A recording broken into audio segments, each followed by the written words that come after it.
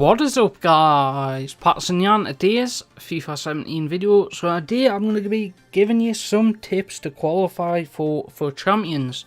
So these tips haven't been written down, I don't have any notes at all, I'm just going to be giving you some simple tips that are in my brain, and pretty much I come up with them all, and they're all mine and they're all mine now. So pretty much I create everything in the game and it's mine, so it's mine. I'm just joking, by the way. Some of these tips might be from some of our people that I've cooperated with and pretty much made them better, because that's the way I do. So the first tip is obviously have a good team. You need to have a good team to play for champions in general, but you don't need to have an expensive team. There's a difference between a good team and an expensive team. So a team full of meta players is most likely going to get you a FUT Champions qualification than a team full of Russian League and Premier Division players, which I try to do, and I got gold 1 at the start of FIFA.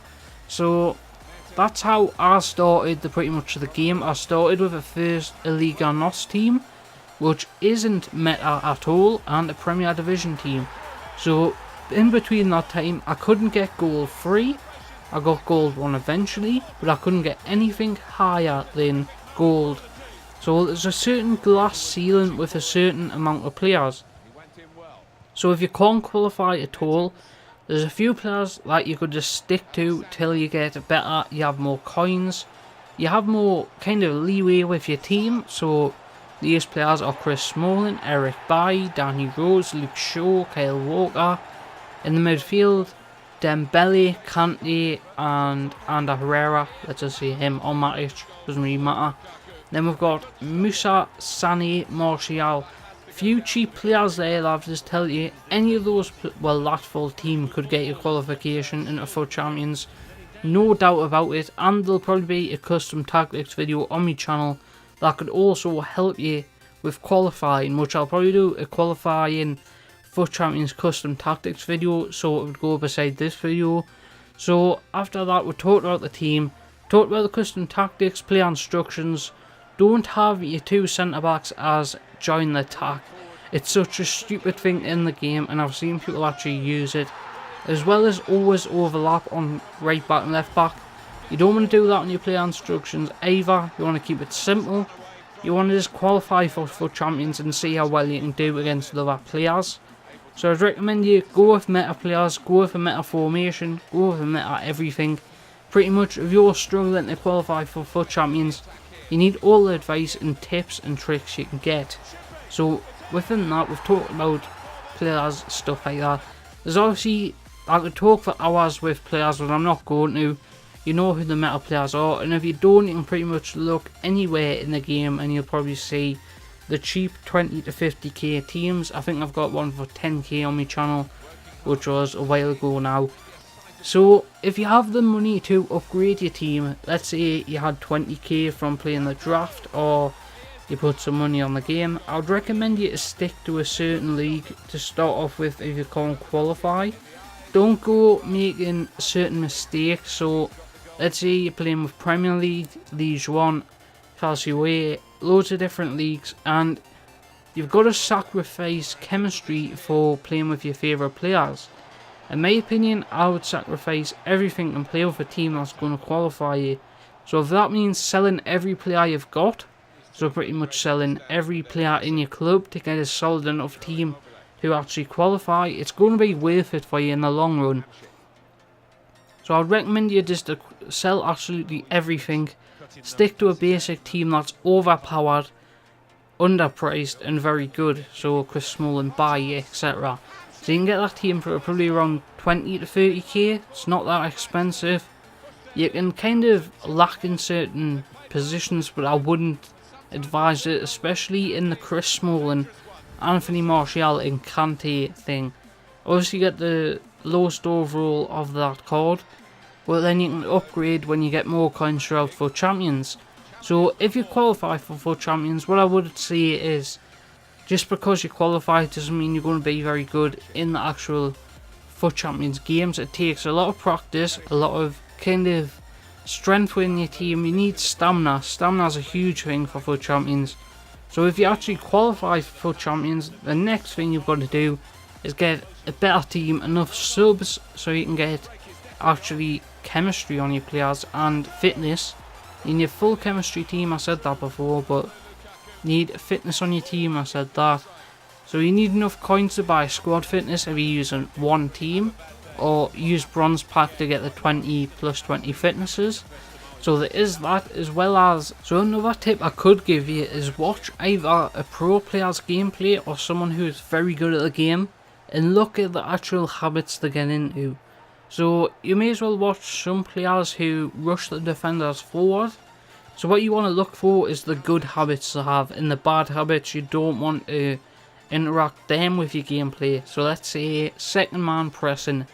When the player's in the corner, you can second man press then. But if he's waiting for you to second man press and then through ball it to someone else, you don't want to do it then. So it's pretty much either picking up the good or picking up the bad when you're watching an opponent play. Or someone like a pro player, maybe hashtag Tass or Harry, maybe watch them. And you can see the difference between gameplay. You can pick up a few things and use them gameplay, but as such as skills and stuff like that, I'm not a person to teach them because I don't use skills myself and I don't really know many how to do them. So you could look at someone who is better than me at doing them, maybe a pro player who gives you tutorials, and there's probably where you're actually going to get the best kind of advice. Someone who's been around for a while. I've been in the FIFA community for a while as playing FIFA goals, but as a YouTuber as giving advice for FIFA, I've only been doing it for a few months, so I don't really know. So what I would advise as well is try and get yourself up on the online division scale.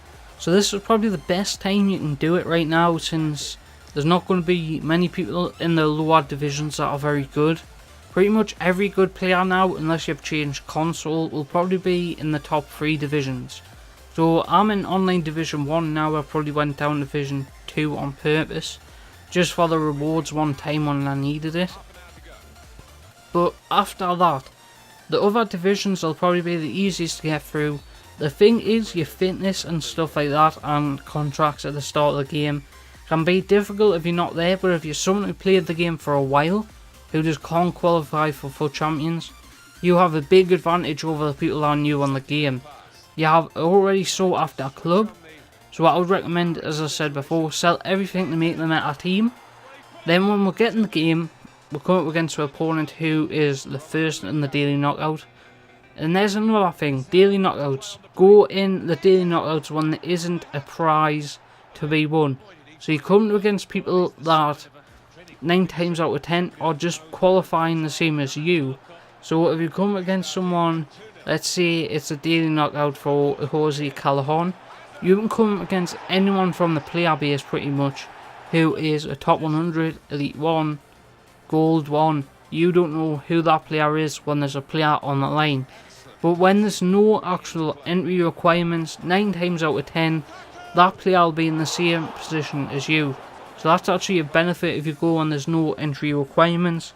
If there is entry requirements, you can go when, let's say it's a 3.5 star team, or you've got to use silvers, or people are most likely not going to be, well, the high end players are most likely not going to be in them tournaments when you've got to sacrifice your main team. Well, I know from personal experience I wouldn't do that unless I specifically want to play with a silver team. But then that's your biggest advantage, is play when the requirements suit you. So no entry requirements for no reward is a good time to do it, but requirements for no reward is another good time to do it, because there's going to be a lot less people doing that for nothing. You're getting the actual qualification which you want, so you are actually getting something, but for a normal player they're not getting nothing, so they're not going to be playing that. And then if you can get goal free once you hit FUT Champions and you get in, if you can get at least goal free, you qualify for the next time. You get some coins to upgrade your team, you get a few things. So in gameplay, I'm probably not going to be talking about gameplay today. I just thought I'll give you some tips around the team, the knockout tournament, a few other things. But I'm not going to be talking about gameplay right now. I'll probably do that in another video.